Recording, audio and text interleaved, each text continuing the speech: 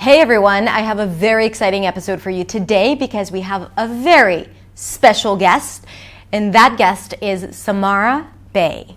Samara is a Hollywood dialect coach. Now, I don't want to drop any names, but she did coach on the set of Wonder Woman 2 and worked with Gal Gadot. Just saying. She's also a voice coach, and she's the host of the podcast Permission to Speak, which I am obsessed with. This is actually how I got to know Samara. I'm a huge fan of the show, and I actually contacted her, and she was more than happy to come and speak to us. So in this episode, we talk about pretty much everything, about accents and dialects and the voice and what it means to be a native speaker and a non-native speaker. And she also shared with us a pretty cool method to learn how to pronounce the English vowels. So you better stick around.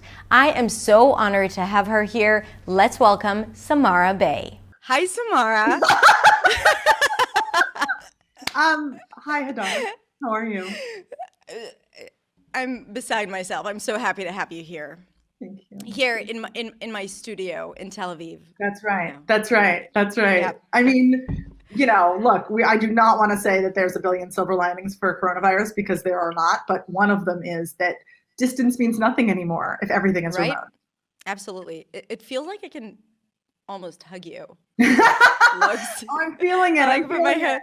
And also, you're just saying that it's really hot in Tel Aviv, and I just got this like mad rush of heat. I mean, granted, I'm in Los Angeles, so it's also hot here, but I do feel like I'm like really flushed, as though we're sharing a space together. So. Well, thank you for being here. The first time I heard your voice, first of all, then your name, then your message, I felt like you are my soulmate. And I need to connect with you. And luckily, I was able to do that.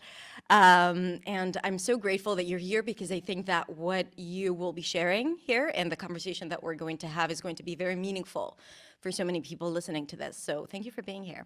My pleasure. Thank you. Thank you for discovering me. I didn't know that you existed and your community existed. And now I'm like, of course. Of course. I mean, we were talking a little bit before we started recording. I'm Hollywood based in terms of the dialect work that I've done. And so I never really went down the rabbit hole of seeing what the internet version is, what you do when you don't have, necessarily a coach right in front of you and you're working one-on-one.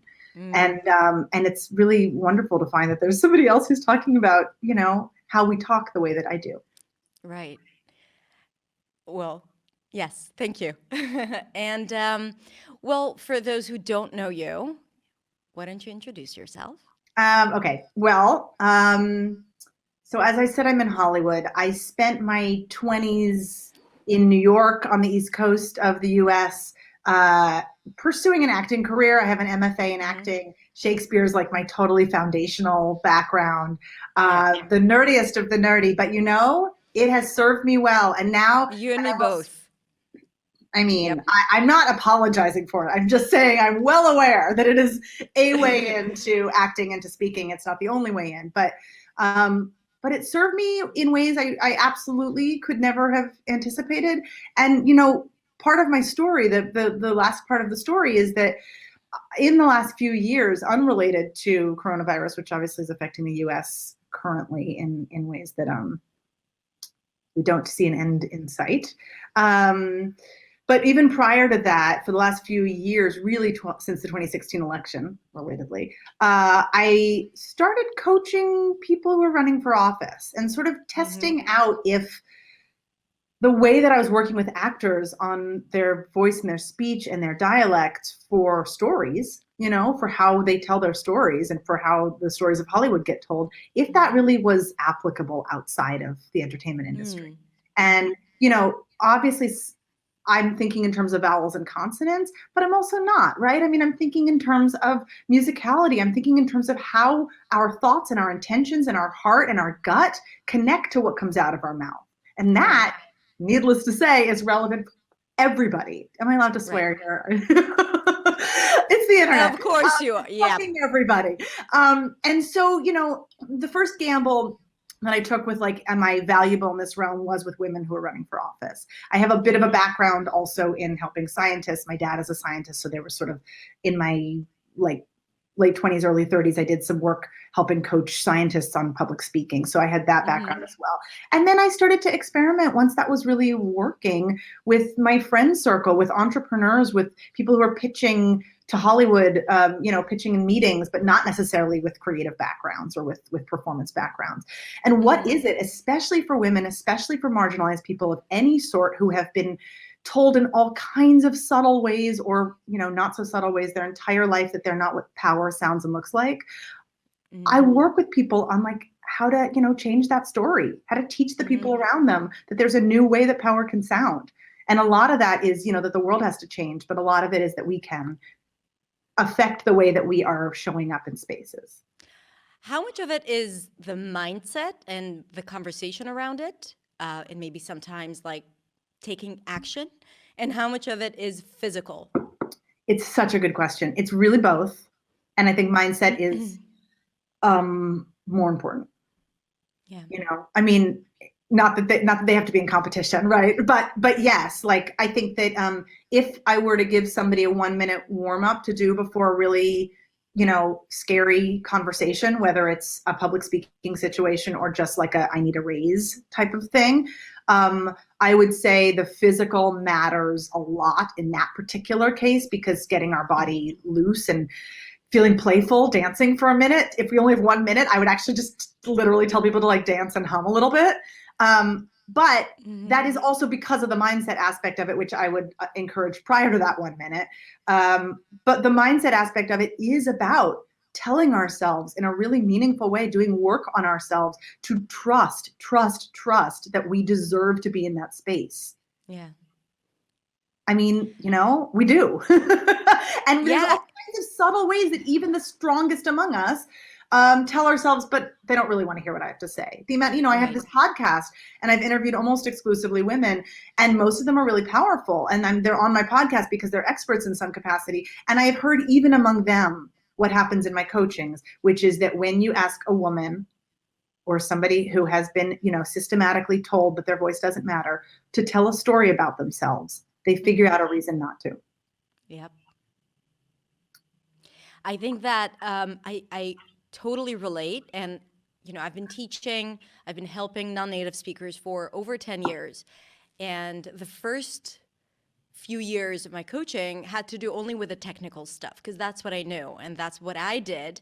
I had to kind of overcome a lot of challenges and barriers, but I wasn't thinking about it, right? I was just doing it as I was on the go. And once I started incorporating mindset and changing limiting beliefs and reframing, and to talk about, to actually give them some actionable tasks to do and to show up and to speak up, the results. And I kept on doing the technical stuff and even less. I felt that the results were so much better because your podcast's name is Permission to Speak. This is exactly what it's about. Because people, it's funny because I always talk about it in terms of people who have accents and make mistakes and get stuck, so they don't feel that their voices deserve to be heard. They think that they're going to waste people's time. People are not going to understand them, or they're going to think that they're stupid because they made a grammar mistake, even though it's their second language, and it makes total sense. It's scientific that you would make mistakes. And most of the people that they're going to be talking to don't speak more than one language if they're speaking to speakers. This is part of the work, although it doesn't really help them. They don't believe it, right? It's the imposter syndrome. It's all of that they feel that they're just not enough. In a second language, even more. That's even heightened. So I absolutely see how that has worked for you as well. Yeah, and honestly, the phrase "permission to speak" has ended up resonating with me in more ways since I've launched the podcast, and also I just sold a book on the same topic. I know, to Penguin Random House. It's going to be congratulations. Now I'm writing it, so it's scary to talk about it, but it made me really think about that phrase "permission to speak," because we can talk about the speaking part, but it doesn't really work without the permission part. And the permission part is, how do we give ourselves permission? How do we do that? How do we think about the ways that we've set up these narratives in our mind that, how I sound is a worse way of speaking English than the people I'm speaking to, so they're going to be judging me. And even if they are, you know, we have ways that we can either reinforce that or start to break that down. I mean, I've definitely coached just recently over you know, the internet in this new era. I coached a gentleman who's from Iran who was talking about, and whose English really is quite choppy. I mean, he's quite new to the U.S. He's a refugee, but he's really joyful and was clearly like game to try something new. And I said, you know, would you consider practicing ahead of time? I'm not big on obviously like memorizing things that we say. That doesn't sound organic, and it's not usually a great, you know, recipe for success. But maybe you could work on a few key things that just bring you a little sparkle, that say something like, you know, English is new to me, but I'm thrilled with how well I can communicate with you. Or something that's like not an apology, but an acknowledgement. And just doing one of those up top is a way of warming up any space you're in and acknowledging the problem and making the problem the solution.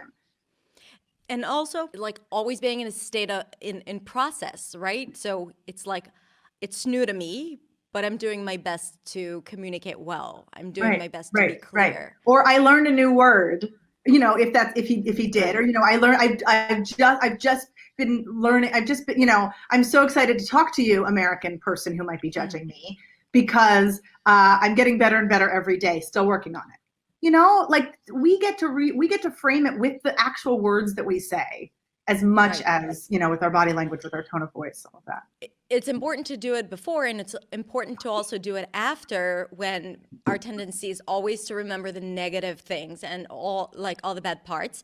I had once like a group coaching with women, and one of them stood up and she spoke about this talk that she gave, and she was like, she got really quiet, and she was like, and then I got stuck for a few seconds, and it felt like the end of the world, or it was 30 seconds, I don't know. But and I asked her, did anyone mention? I was like, no, they said it was a great talk, but for me, I felt like, you know, English is not my thing. I stopped speaking after that. And it's just like, from this entire talk that she gave and answer, she got stuck. It happens in your native language as well, but when it happens in English, you associate it and you connect it to English, and then you think, you know, this is just not for me. Well, and honestly, because for the last few months, I've been working almost exclusively with people for whom English is their first language, and we're just actually talking about issues that come up when we're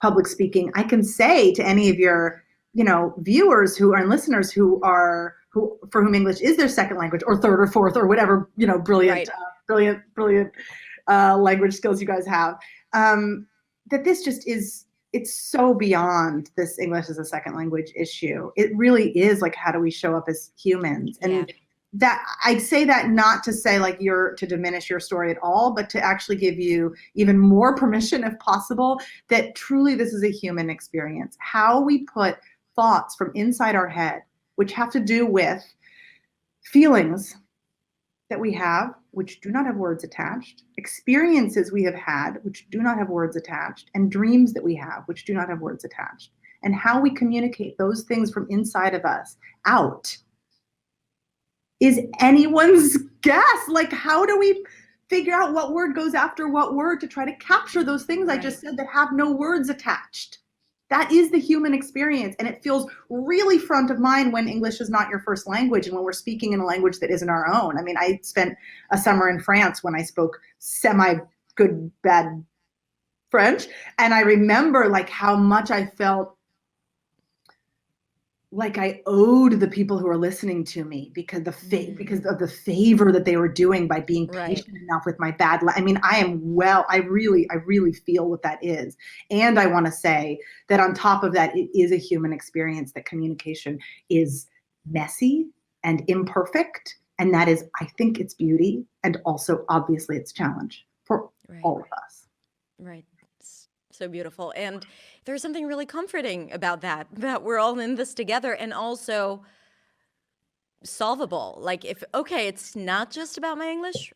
So once English is no longer the issue, then it's a lot easier to to speak with fluency, because fluency is only a result of the state of mind and the confidence. It really has nothing to, I mean, it has to do with vocabulary and grammar and all of that. But, you know, a lot of times when people tell me about how they struggle to speak at work, I ask them, do you have the same experience when you're with your friend over a glass of wine? And they say no. So it's not the English. And this really correlates with what you're telling, that it's. Yeah, I'm a big fan also of, like, you know, when we are talking about really like literal public speaking, like getting on a stage type of public speaking, which, you know, in the US, no one's doing right now, but like, I hope it for everybody. But, you know, when we're talking about that, the metaphor for me is often this idea of scaling up that version of ourselves that we are comfortable with. And not every room can handle that person, you know. Sometimes our instincts are right that the version of ourselves when we're with our friends having a drink isn't appropriate, but often it is just a slightly heightened version, a slightly more like breathing, taking pauses, knowing that we have the floor and no one will interrupt us version of that conversational selves that we all have. And, you know, for many of us, it just feels so wildly different in those two different contexts. And if we can, one of the things that we can say to ourselves as we're preparing to speak in public, even if it's just in a meeting or whatever, even more so if it's just in a meeting, is, what am I like with my favorite people? How is she or he going to be welcomed in that room? The answer probably is very well. And we tell ourselves, no, but that space is more formal. No, but I can't dare bring myself into the room. And, you know, I've talked to a lot of people. I have a episode that's coming out of my podcast soon with somebody, I don't want to give it away, but somebody who has worked with some of the greatest world leaders. And we talked about this issue of formality. And she said, you know, the best public speakers are comfortable. So what is it to feel comfortable? And obviously it feels like an oxymoron. It feels like a total opposite. You're supposed to be on a stage and feel discomfort. We all know culturally, like, being on a stage is supposed to be scary and awful and weird, and you're supposed to hate public speaking. But I think the secret in honestly changing who the leaders of the world are is in us realizing that the version of us that is at our most comfortable, if we can scale him or her up a little tiny bit to those stages, we are what the new sound of leadership is. And I also think that public speaking in general is changing. It is becoming more conversational, and a lot of ideas about what you should do with your body and how you should use your voice, all of that. It's like no longer, yeah, oh my God. I mean, for those listening on the podcast, you should come over to YouTube to watch this, but it's like booing. Yeah, right? It's like, I don't want to throw out all conventional wisdom. There is, you know, people talk about what to do with your hands. Fine. I mean, as I'm doing, you can't even see it, but as I'm doing this, I'm doing like these massive hand gestures that are completely organic. You know, fine. Right. You can read some paragraph in some book about how the greatest TED talkers have conducted their bodies and learn a little something. Sure. But I would argue that believing you deserve to be in the space and breathing like a person who truly breathes, not a person who holds their breath because they're bracing for something scary to happen, is going to solve so much of that. And then also the work ahead of time before you give a talk. Sorry, the work you do ahead of time before you are supposed to be up on that stage, thinking about what matters to me in this, what matters to me in what I'm about to say, and how do I say it like it matters to me. Yeah. And communicating it like you're really speaking to someone. Like you're talking, like you're a person. I mean, I sort of joke, I say this all the time when I'm coaching clients and they all laugh because, you know, it's sort of a mean thing to say, but it's also like I'm going to just say we all, I'm going to say like I'm an authority on everybody. We all have this sense that to be an expert or to be on a stage is to be some certain way, to be like the people who we grew up hearing, to be like the best person we can think of, but certainly not to be like ourselves. Oh God, no, right?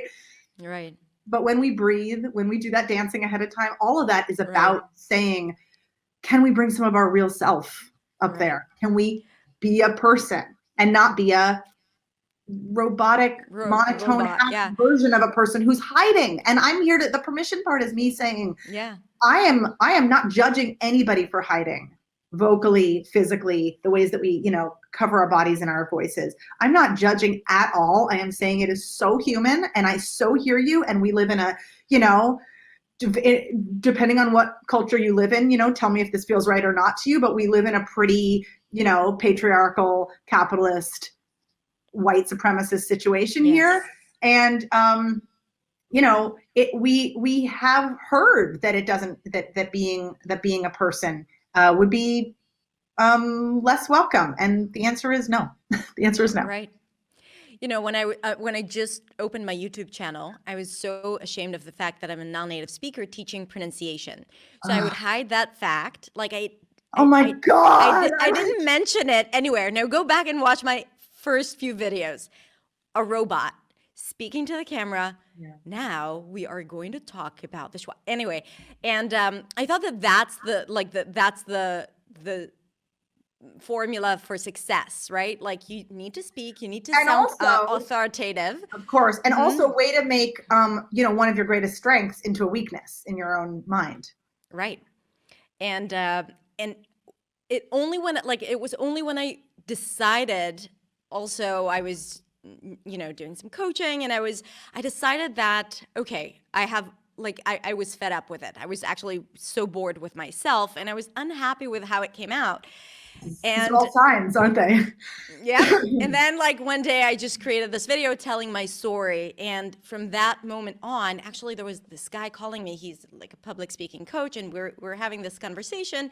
And he was like, I was watching all your videos, and at the beginning you sounded like there was something there that shifted around video number. And he actually remembered what videos. He did his research. Huh? And it was exactly that point where it's kind of like I said, this is me. I make mistakes. And I was also, because I make mistakes, right? I make grammar mistakes, and my pronunciation is not perfect. And I have typos.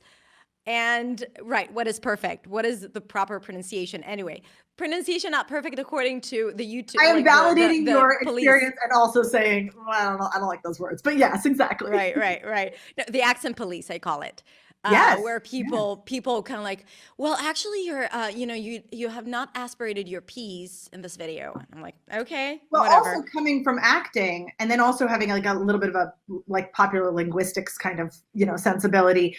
So much of that is about this idea of descriptivism versus prescriptivism, right? We're not saying you should do it this way. This is the right way. We're saying the opposite. How interesting, how curious, how do you speak? Right. How cool that is. Right. And obviously when we're learning, when I have to coach somebody in a specific accent for a specific job, I have to sort of narrow how much, just like absolute freedom we have into something that feels like it's telling the right story and not telling the wrong story. But even in that, like when I've coached people to play real life figures, no one gets an Oscar or an A for sounding the most like the person. They get an Oscar or an A in, Teacher Samara, for capturing the essence. And essence has nothing to do with what sound goes where. It has to do with who's this human being and what is their lived experience and how does their voice reflect their lived experience. And which is what I'm always interested in with clients, So how do you work? Maybe you can speak to that a little bit. Like, how would you help someone capture the essence of a sound, an accent, a language, both when you work on specific dialects or foreign accents, but also when you work with your foreign students on sounding more intelligible, right? Like, what are the key factors that you focus on? Okay. It's a big, it ranges a lot. So this is going to be kind of a 2-hour answer. Yeah. Let me give you the, but no, there is a real, there's some simple stuff. There's some foundational stuff.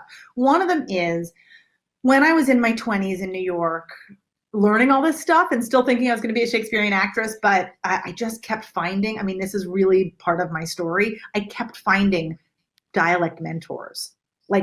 I was not looking. And they found me or I found them. And, the part of me that super geeks out about this, like you do, was clearly already, bursting forth. And I was like, no, I'm an actress, thanks.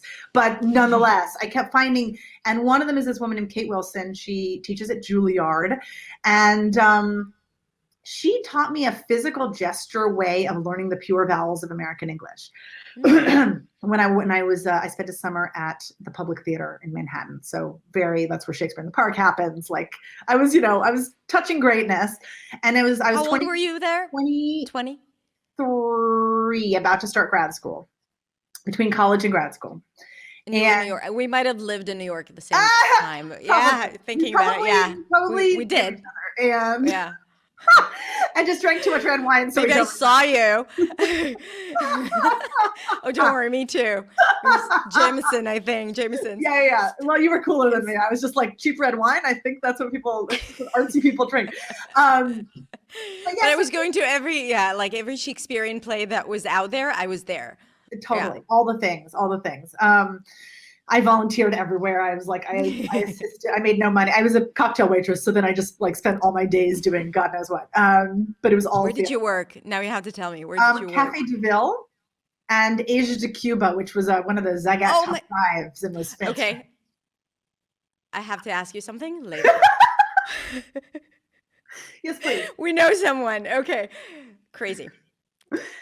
I'm sure. Okay. So, but to answer your question, Kate Wilson taught this method that I don't think was hers necessarily, but she had evolved it into something, and then I have since evolved it, and at her suggestion, because when I was in my late 20s and I got my first professorship at Pace University in Manhattan, teaching the BFA kids, so the undergraduate theater kids, speech for the stage.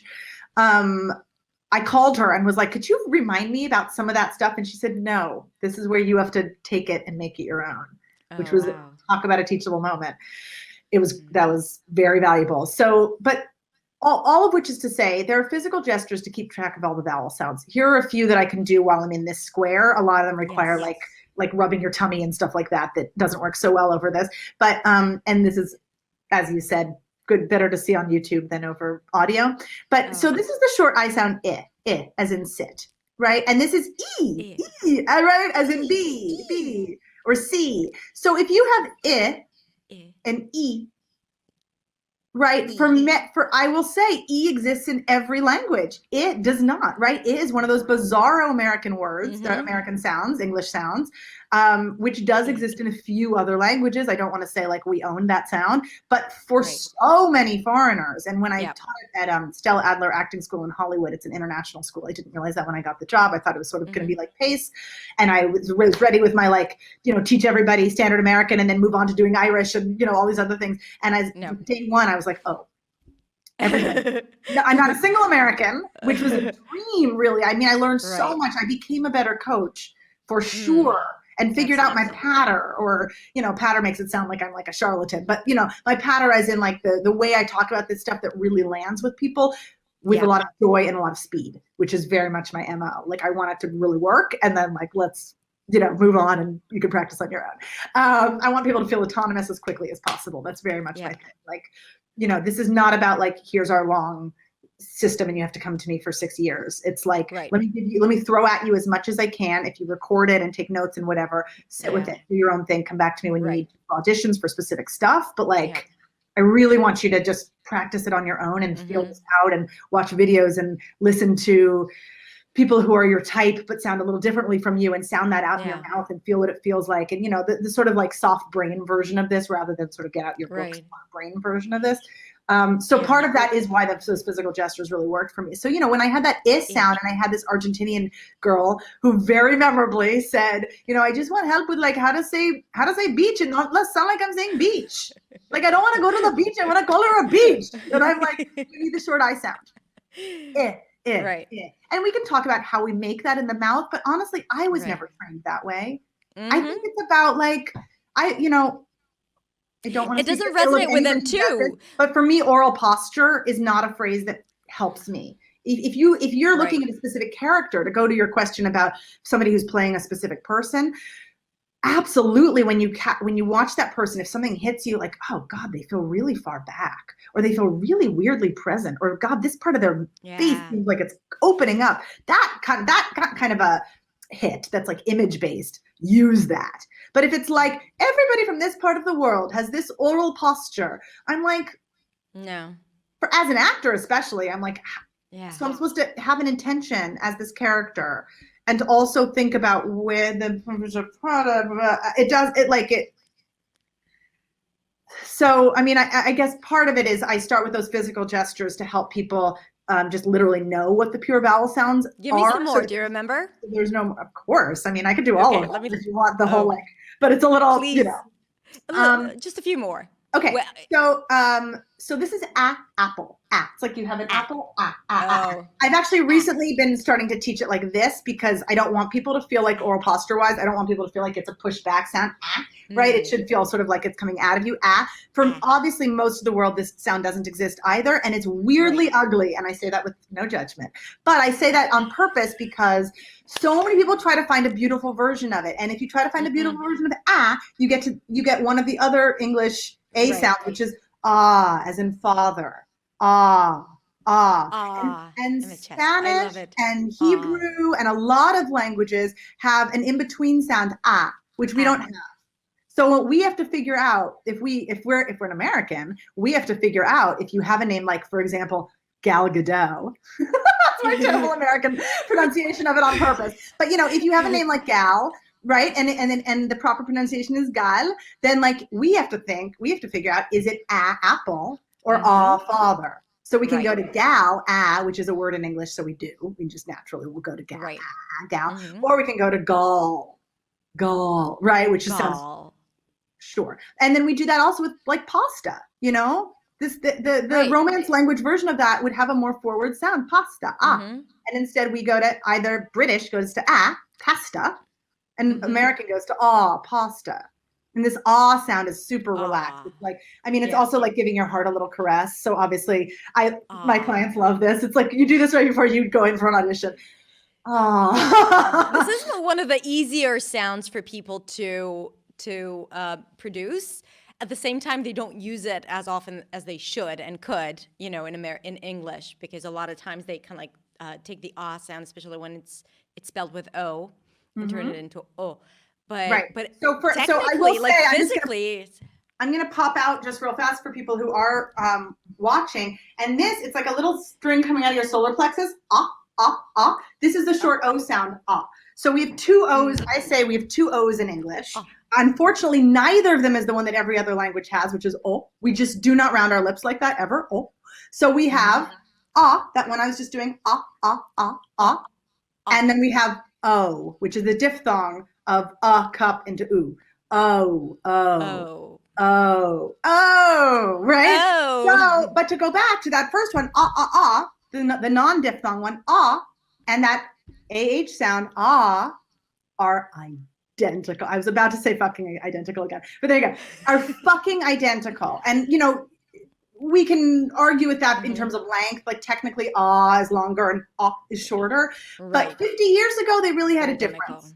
And 50 years ago, even 30 years, depending on what age person you're talking to, they still have a slight difference in that. The word not, N-O-T, not, will have a little tone on the sides, a little up and down shape, not, versus like, I don't know. I mean, this not isn't a word, but if you had, not, no, an AH word, like, I'm trying to think of an N one.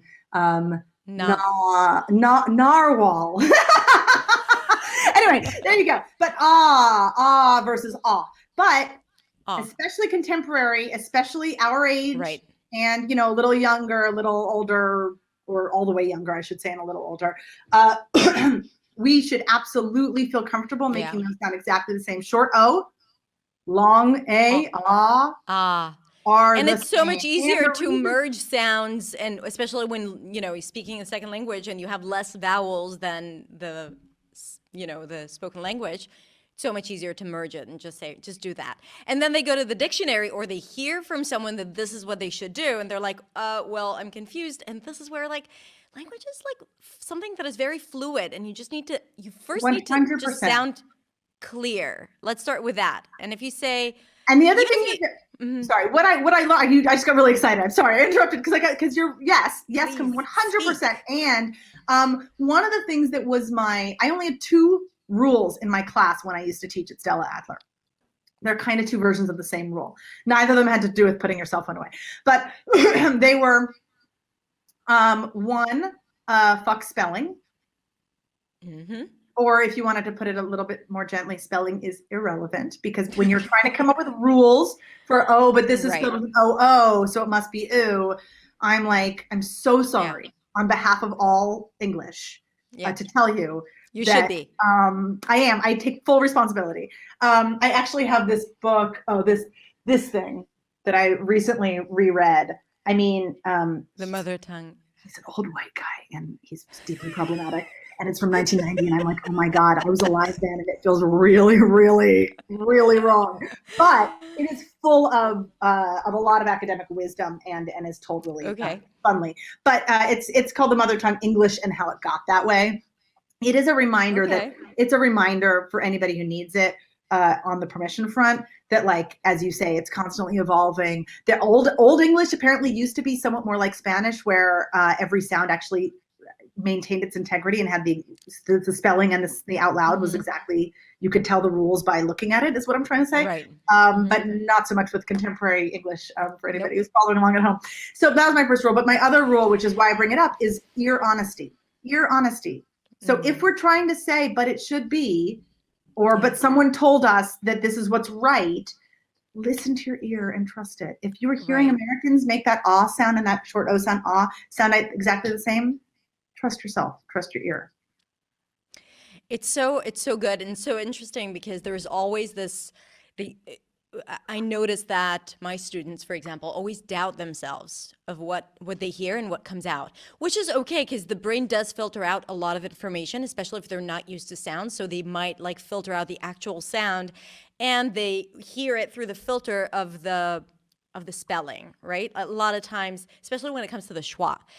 Then I once had an argument with a student we were debate. Debate, yeah, exactly.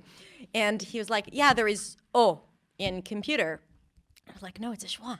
He's like, no, I can hear. Here, say it. And I said, computer. You said computer, right? And like that little sound, he heard it. Our brain. And and it's just like, had you not studied spelling first thing as you started learning English, I mean, that wouldn't have been a problem, right? Yep. No, in fact, I have a 5-year-old who's beginning to learn to write and to read, and like, it's the opposite way, right? I mean, he knows the word computer, and so he would never spell it with an O. Right. And he has to be taught, reverse engineered back to like, well, I know it doesn't sound that way, but but Bill Bryson How do you explain that? Yeah. So what do you think? We talked about it just before we hit record, and I told you about my thoughts and how I deal with the phrase "speak like a native," and I would love to hear what you think about it, and also what tips do you have for speakers of English as a second language who really struggle with physically their voices, like they don't come out. And I do think that it relates, right? Because they feel that their voices are not the standard or what people expect or what is the norm. I was asking a question, then I was answering it as no, it's so as I was asking. Everything you just said. No, I love it. Also, I'm new to podcasting. I have this podcast that's we just dropped episode 12 today. So which, by the way, you have to go and subscribe to the podcast. It's called Permission to Speak. Really, I'm eagerly waiting every single week, or maybe I should say I eagerly wait every single week for a new episode. So really, it's so good. Both verb tenses would have worked just perfectly. Also, the point of communication is communication, and I understood the thought. Exactly. Thank you. I mean, we're going to link to it, by the way. It's in the description and the show notes. That's very kind. Yeah. I mean, obviously, part of what I think we're both excited about in finding each other is that this conversation is just so, it doesn't happen very often anywhere, but it's really big and overlaps with every aspect of our lives. I mean, how we use our voice is just it's just so much not about literally how we use our voice. It's just not about like what pitch we're talking at, although that also matters and is interesting and has all kind of gender and stuff and all of that. Right. But it's about all the ways that we're showing up in the world and all the ways that we are or are not embracing our individualism. Um, and then you had like 2 parts to an amazing question that I wanted to answer. And I don't remember that now. I don't think I remember it either. Oh, but shit. okay, the voice changes when speaking because of. Okay, so No, you were asking about the native. Oh, and speak like a native. Yeah. Yeah. How do you feel about that? Well, it's not a phrase that means much to me. I will say that. It makes me think. I'm gonna share a tiny metaphorical story that's very much not the same as what you're talking about, but is. But I have a friend who's in her mid-20s who is in Hollywood, was an assistant at a really massive, like, movie development company, and wanted to leave and start an activism organization for the assistant level people in Hollywood who have no money and no time to figure out small ways that they can be of use to the world, and ultimately also kind of unionize. Like, there isn't really a union for assistants, and they're treated pretty terribly. So it wasn't going to be an official union, but the whole idea of like, of unionizing is like, we're stronger together than apart. And she had this idea, and we sat on this couch, and she ran it by me, and I'm an advisor now on her, for her organization. And she said, but I'm just so young, I don't know if anyone will take me seriously. And I underline this because she took the thing that is the strongest about her position when she wanted to do this. The thing that makes her be able to hold a mirror up to everybody else in the town who is her generation and lead them, and thought of that as a weakness instead of a strength. And I think back to that a lot because I can feel when I do that to myself. And I think a lot of us do that to ourselves. And it is totally easy to say, if she were older and knew even more people, then she could have led better, but she would have been less connected to her people. And if you sounded 100% American, people out there, you would do better. But no, I mean, the thing is, we all bring our life experience to the table, and we aren't actually, no one really wants the most boring person to have the most power, right, except for the most boring person. And, obviously I don't want to call anybody boring, but, the people who have the most conventionally empowering stories, the straight white men of the world who have never thought about how their voice sounds because no one has ever questioned it. Right. God bless them. I am not judging them, but I'm saying I'm not speaking to them. Right. And to everybody else, and even my husband, he is totally a straight white man, and I cop to that. But, his own experience, the place he grew up, the way that he felt as a kid, the different gradations of how we have felt kept out of power. We're allowed to sort of own all of that and then turn our problem into our solution, and not sit on that couch and say, but my greatest strength is my greatest weakness.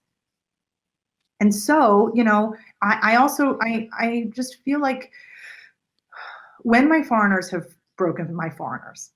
quote unquote, my actors who are my clients, have broken through, have really gotten those roles that really reflect their souls, they get to be in that position everyone wants to be in, where they get to laugh at that time that they once thought that their background was a drawback instead of a benefit. It's like when you're validated by society, it's okay, right? But until then, and usually people are not validated. Then we have to just validate ourselves and ask our friends to validate us, and that is hard. And it feels. I mean, it feels quiet enough when we're just validating ourselves and our friends. It feels quiet enough that we still hear the voices that say, "You're not good enough." Yeah. But if you don't do it, like, you have to do it, because you won't be validated by others if you don't validate yourself, because you'll never show up. And then, to make this really practical, how that ends up showing up in our voices is that we realize, okay, that little vocal warm up that I can do, and I don't mean a massive one. I'm not a big fan of, like, you have to take 2 hours to warm up your, but that little 5-minute one where you make sure that your jaw is relaxed and you make sure that your tongue, which goes all the way down to here, like, isn't holding all of the tension of your life, and you're, trilling out your lips, you realize that the way that you can actually use your vocal apparatus for the athleticism that is speaking any language, but certainly English, is the way that new, slightly pushing out newfound confidence can show up in your voice. You can actually say, this is what showing up sounds like. I'm gonna in the phrase, this is what showing up sounds like, I emphasize the word up. Okay, I don't know, it's not a rule. It was not the most idiomatic thing, but it felt right in the moment. And then instead of saying, this is what showing up sounds like, which would be a really generic way of saying it, this is what showing up sounds like. Right. I'm not really breathing. I breathed and I punched the word up like it mattered to me. This is what showing up sounds like. And, not every circumstance and not every Zoom meeting you ever do requires that level of athleticism. But what if you can practice that on your own? And the answer to your question about what to do on your own to improve that, to me, besides, actually getting help on really specific sounds that your ear just needs to learn how to hear better, which, is what somebody like you is really valuable for, and somebody like me when I'm actually doing it, which is right now I'm just book writing and living in a pandemic.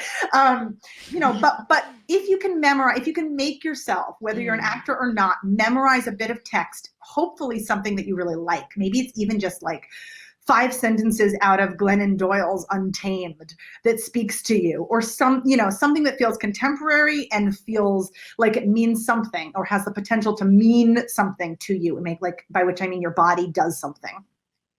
And walk around your house saying it and have it super memorized, so you're not thinking about the next line, not thinking about the next line, and just doing it. I used to do this all the time, and I did it with Shakespeare and I did it with contemporary stuff. Yep. But now it's pick anything that matters, poetry, whatever. And the more that you do that on your own in a room that feels safe and maybe alone, the more you can figure out, what is the version of me? She doesn't have to entirely be this person, but what is the version of me that isn't vocally hiding?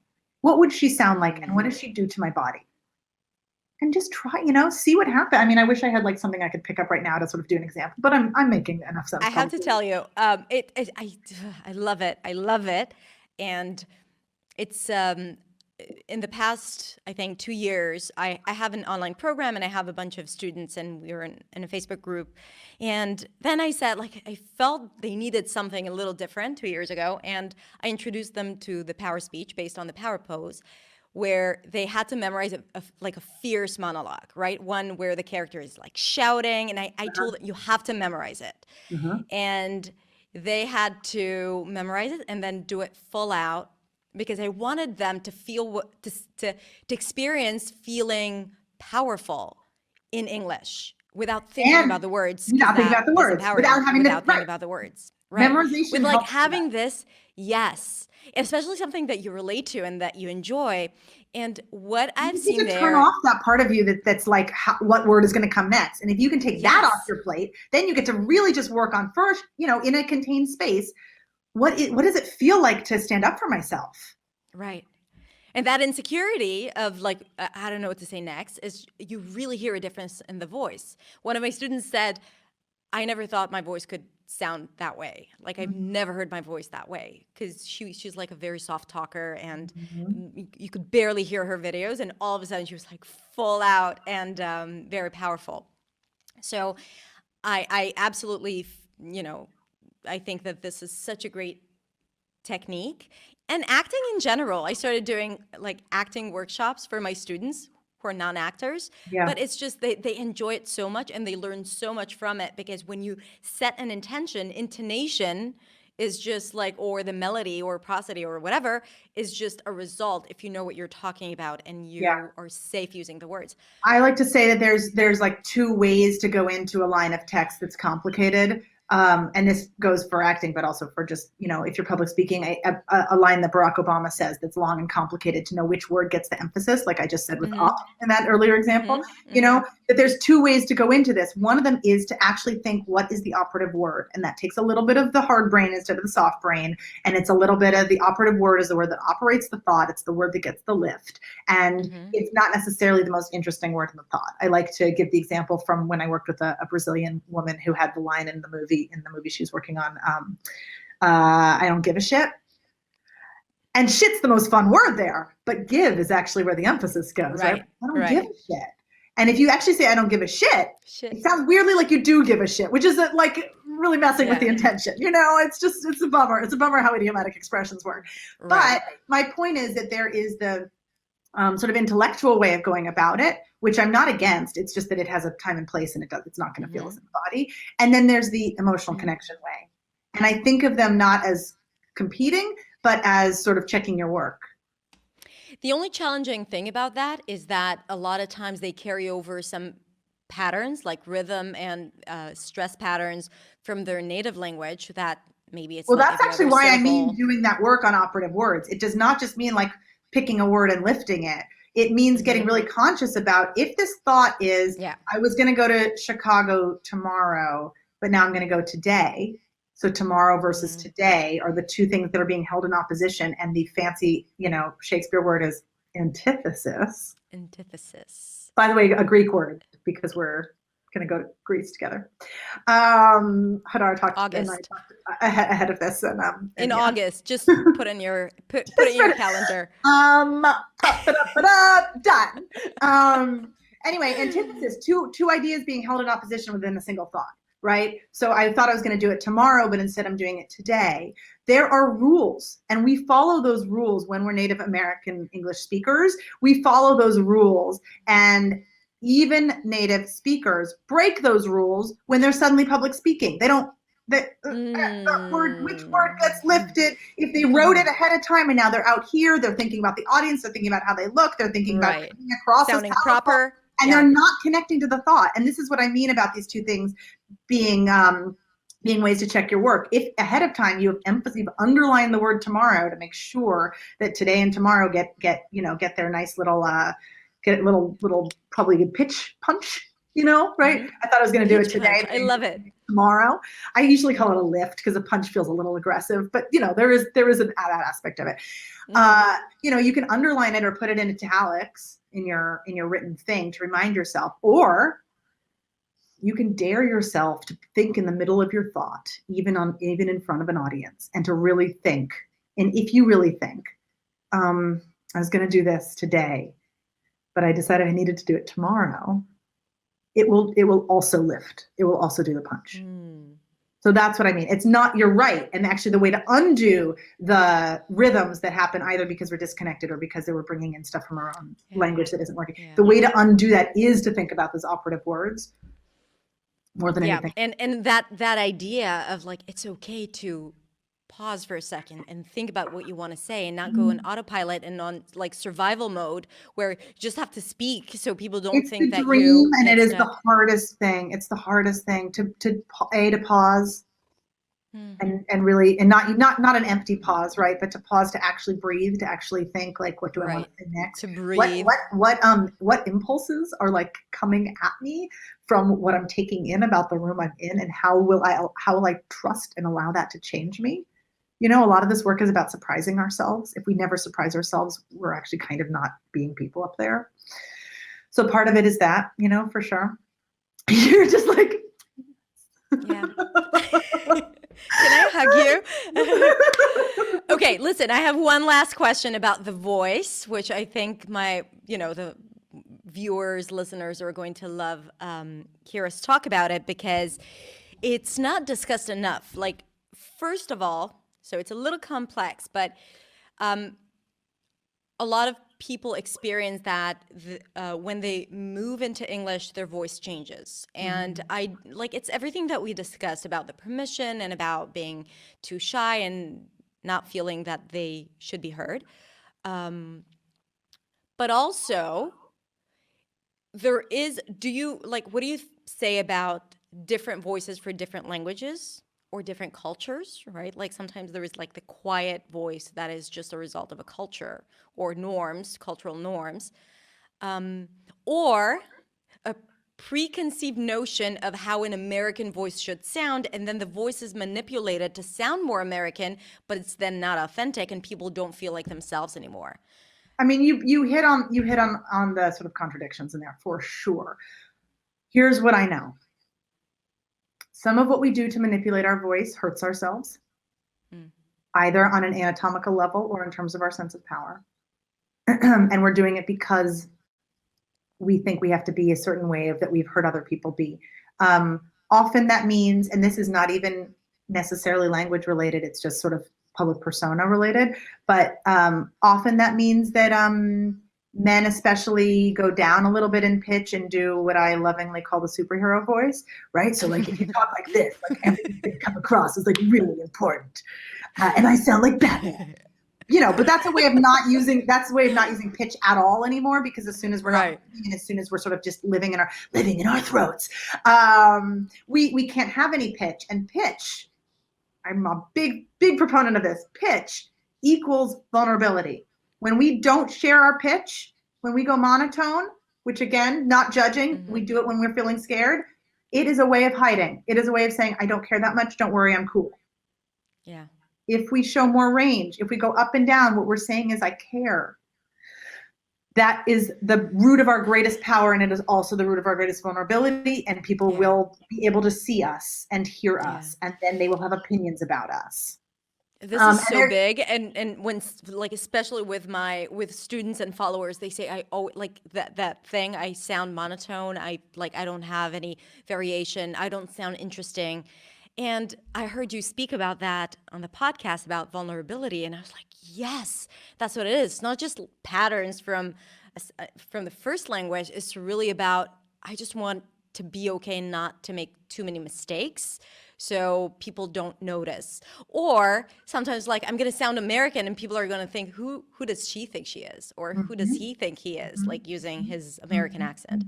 Well, and we can talk, and I'd love to actually hear feedback from people afterwards on your own experiences with this, because I think that so much of what we're talking about on a really practical level of what's going on in our heads is the fear of the feedback we're going to get. And I'd love to hear from people about what the feedback is that they have gotten that's really stuck with them, and also what the percentage of how much has been negative versus positive, because us humans, we can focus on that one negative comment and ignore the 50 positive ones. And I think part of the solution, if we really are trying to literally change our culture in terms of whose voices we hear, not just we talk, but we hear as powerful, is about changing the way we think about those trolls. Yeah. Because they're out there, but they should not be defining all of our lives. Right. And especially if they're just a few really, people who are on their own goddamn journey, they can be them, but they you already said it here, so you can.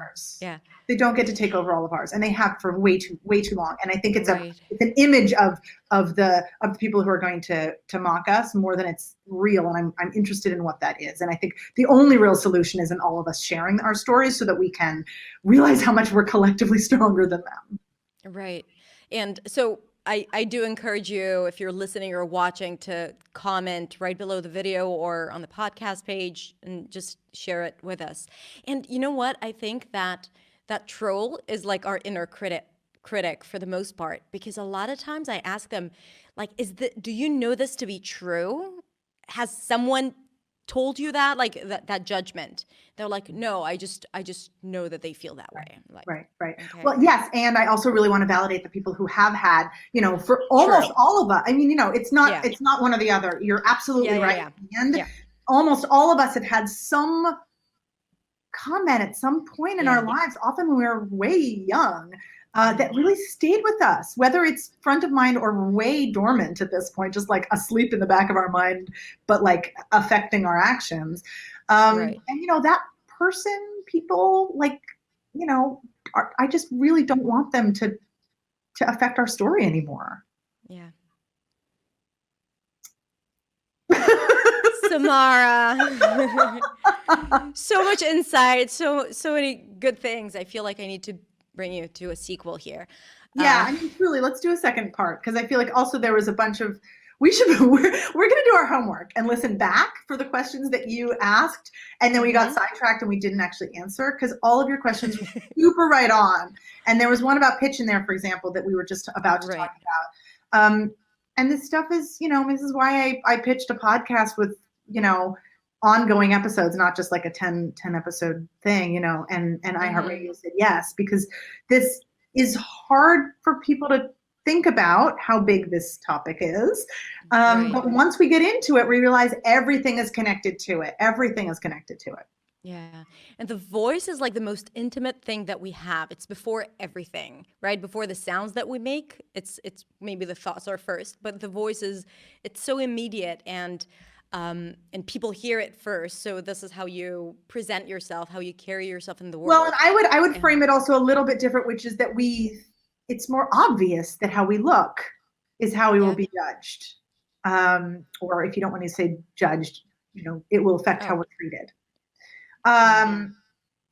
And we often, not your listeners, and this is why it's like so stunning to be in this community, but for the public at large, we often forget that the voice is even something we have any A, control over, and B, like a critical mind to even think about. Yeah. And yet, when things happen like, 5 women run for president in America and none of them make it to the final round, it does start to come out in these think pieces all over the place. But they're sort of like, everybody thinks they're having their own thought, and is it about is it about sexism or isn't it? And so what my dream with the podcast, and what I think you're doing over here as well, is creating a space to say, like, this is actually all different parts of the same story. And how we think about our voice does matter. And it's not just this like invisible thing that we can't talk about because we don't have the words. You and I are finding the words, and we're finding them imperfectly because that's how communication works. But we are going for something, and I'm proud of us. Samara, where can people find you? Because I'm sure everyone will want to the follow greatest you for me, I would my dream is that you listen to the podcast, which you can find on any podcast app. I mean, it's an iHeartRadio podcast, but it's also on Apple and Spotify. So it's Permission to Speak. They just have to type in Permission to Speak. I highly recommend it. Yeah. Thank you. Yeah. And then the other thing is, I'm really building up my Instagram community. Because I want as many people, commenting and DMing as possible, so that the podcast can truly be for you. Mm-hmm. So that's Permission to Speak Pod. So go over there and tell Samara what you thought about this interview and about the questions that she asked you. So go over there. She'll respond to you, to the DMs or comments. Yeah. And yeah, that's a privilege when we can do that. It's a dream. Truly, it's a dream. I mean, we're you and I are the ones who are on this screen and who've been thinking about this for the last 10 plus years, but every single person here shares the story with us, which is that we're really just trying to change the way that culture thinks about our voices. Yeah, exactly. Samara, thank you so much for this beautiful hour. I had so much, I've learned so much from you. I mean, needless to say, I fully geek out about this stuff, but it's because, my heart is really in it, and I can tell yours is too, and I love that. Thank you. Thank you so much.